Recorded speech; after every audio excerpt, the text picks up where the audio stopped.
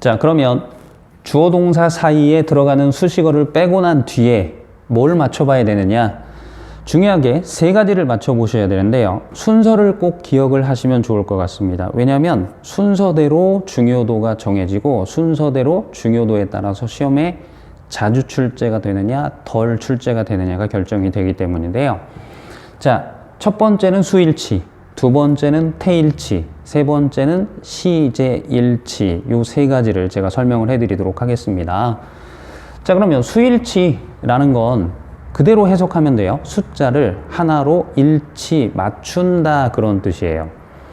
숫자를 하나로 맞춰요. 근데 지금 뭐하고의 관계를 얘기를 하고 있냐면 주어하고 동사와의 관계를 얘기를 하고 있거든요. 그래서 주어하고 동사하고 숫자를 하나로 맞춘다 라고 보시면 됩니다.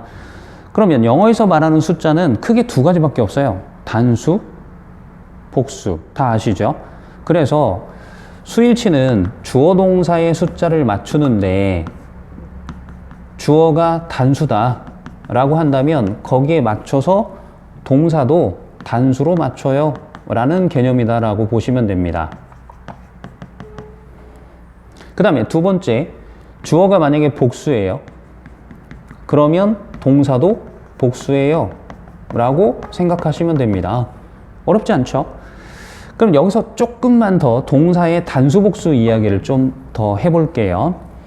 자, 동사는 우리가 앞에서 진짜 동사 세 가지가 있었습니다. 비동사, 조동사, 일반 동사, 그죠? 근데 그 중에서 조동사는 주어의 단수 복수에 영향을 별로 받지 않습니다. 그러면 우리가 단수 복수를 표시를 하는 건 주로 뭐에서 표시가 되냐면 비동사와 일반 동사에서 표시가 돼요. 자, 그러면 비동사를 단수 형태로 써라. 그러면 is를 쓰시면 됩니다. 물론 am도 있는데 am은 주어가 I, 나여야 되잖아요. 내가 시험에는 안 나와요. 그래서 항상 토익에서는 너 아니면 제3자가 3인칭이 나오기 때문에 am을 쓸 가능성은 없습니다. 그래서 is를 단수 동사라고 기억해 두시면 되겠어요. 그 다음에 두 번째, 일반 동사는 이것도 우리가 지난 시간에 학습을 했었습니다. 주어가 3인칭 단수일 때 동사 원형에 뭐 붙여야 단수다? s를 붙여야 단수다. 그죠? 요거 잘 정리해 두시고요. 그 다음에 복수 동사로 가볼게요. 역시 마찬가지로 비동사의 복수 형태를 생각해 보면 라는 표현이 있죠. 그 다음에 일반 동사의 복수 형태는 단수가 s를 붙이는 거니까 s만 빼면 복수가 되겠죠. 그래서 동사의 원형만 써주시면 단수 복수는 일단 정리가 됩니다. 이거보다 좀 더 심화된 내용은 저 조금 더 뒤에 가서 천천히 다루도록 할게요. 일단 큰 틀에서 수일치는 뭐다? 주어하고 동사의 숫자를 맞추는 거다. 주어가 단수면 동사도 단수, 주어가 복수면 동사도 복수, 이렇게 기억을 해두시면 되겠습니다. 그 다음에 두 번째 태일치로 가는데 태는 말하는 법이란 뜻이거든요. 말하는 법을 할 때도 하나로 맞춰야 된다는 얘기인데 쉽게 얘기하면 이런 얘기 많이 들어보셨죠? 능동태, 수동태, 그죠? 능동태, 수동태. 그러면 제가 미리 써드릴게요. 수동태부터 갑시다. 수동태는 생긴 모양을 보고 우리가 수동태라고 알 수가 있어요. 그래서 생긴 모양의 가장 단순하고 심플한 형태가 BPP입니다. 아시겠죠? PP는 과거분사죠. 그러니까 비동사 뒤에 과거분사는 형용사죠.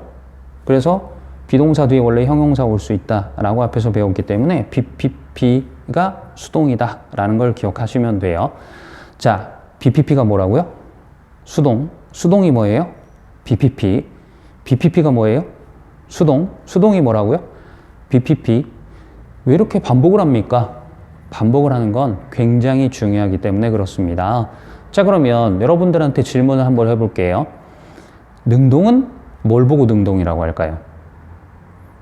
자, 머릿속에서 여러 가지 생각들이 많이 왔다 갔다 하죠. 그런데 말이 쉽게 안 나와요. 제가 여기다가 수동이 BPP예요 라고 써드린 이유가 바로 그것 때문이에요. 능동은 형태가 다양합니다. 그러면 수동은요, 형태가 이거밖에 없어요. BPP. 그래서 이제부터는 이렇게 기억을 하세요.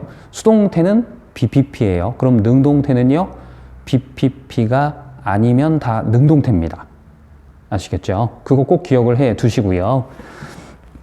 자, 한 가지 간단한 예를 들어볼게요. have pp는 능동입니까? 수동입니까? 이거 헷갈리는 사람들이 분명히 있죠. 조금 전에 제가 수동이 뭐라고 그랬죠? BPP. 그러면 BPP인가요? have pp는 아니죠. 그럼 얘는 뭐가 돼요? 능동이 되는 겁니다. 아시겠죠? 그래서 BPP 꼭 기억을 해 두셔야 될 중요한 표현입니다. 자, BPP가 뭐라고요? 수동이에요. 그런데 수동인 건 이제 알겠어. 그러면 시험 문제에 그냥 이렇게 나오나요? 당연히 이렇게 나오지 않습니다. 자, 나중에 추가적으로 이제 수동태에 대해서 조금 더 자세히 설명을 해드릴 시간이 뒤에 있어요. 그래서 일단 제가 간략하게 중요한 내용만 얘기를 해드릴게요. BPP는 완전한 문장입니다. 완전한 문장이라는 건 뒤에 명사를 쓸 일이 없다는 얘기예요. 왜냐하면 명사는 주목보 역할을 한다고 그랬죠? 주어나 목적어나 보어 역할이에요. 그래서 완벽한 문장 뒤에는 명사가 들어가서 할 일이 없죠. 왜냐하면 완벽하니까 주어도 있고 목적어도 있고 보어도 있으니까 들어갈 자리가 없다는 뜻입니다. 그래서 명사가 들어갈 수가 없어요. 그래서 BPP 뒤에는 명사가 들어갈 수 없다라는 걸 꼭 기억해 두셔야 되는데, 이걸 조금 더 정확하게 얘기하면 명사, 목적어가 못 들어가요. 간단하게는 명사, 조금 더 구체적으로는 명사, 목적어 이렇게 기억하시면 됩니다. 자, BPP 뒤에는 뭐가 나오면 안 돼요? 명사, 목적어가 나오면 안 돼요. 이거 꼭 기억하셔야 됩니다. 그 다음에 그러면 BPP 뒤에 아무것도 못 쓰나요? 라고 물어볼 수 있습니다. 그런데 쓸 수 있는 게 있죠. 그게 뭐냐면 있어도 좋고 없어도 괜찮은 게 있어요. 우리가 있으면 좋고 없어도 괜찮은 걸 생략 가능 이렇게 얘기를 한다면 이런 거 쓸 수 있겠죠. 생략 가능한 것들이 몇 가지가 있는데 전명구, 투부정사, 투부정사는 투 플러스 동사 원형을 이렇게 표시를 하도록 하겠습니다. 그리고 부사. 그러면 이걸 잘 보시면 전명구는 거의 대부분 부사라고 했었죠. 부사. 그러면 이 투부정사도 거의 대부분 뭘까요? 그렇죠. 부사적 용법이 되겠습니다. 물론 100%는 아닙니다. 100%라고 말할 수 있는 건 토익에서 또는 영어 문법에서 생각보다 적어요. 한 2가지 정도 되는데 그 중에 한 가지가 아까 컴마 앞에 나오면 100% 부사다. 요거 시험에 나온다. 그거 외에는 100%라고 말할 수 있는 게 없어요. 아시겠죠? 자, 그런데 BPP 뒤에는 전명구, 투부정사, 부사 중에 하나가 잘 나온다 라는 걸 꼭 기억을 해 두시면 좋을 것 같습니다. 이제 말하다 보면 길어지니까 앞글자만 따서 BPP 뒤에는 전투부가 잘 나와요. 이렇게 얘기를 앞으로 하도록 하겠습니다. 자, 다시 한번 정리를 하고 갈게요. 태일치는 능동태, 수동태를 맞추는 건데 능동태는 여러 가지 형태가 있기 때문에 그걸 우리가 일일이 다 기억할 필요 없이 수동태 한 가지 형태를 가지고 있는 수동태만 기억을 해두면 되겠다. 그래서 수동태는 BPP니까 BPP가 아닌 건 다 능동태다라고 보시면 되고요.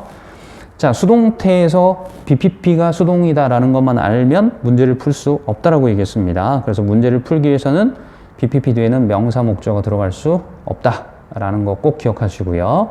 두 번째, 그럼 BPP 뒤에 잘 나오는 건 전명구, 투부정사, 부사 중에 하나가 잘 나온다. 이렇게 기억을 해 두시면 되겠습니다.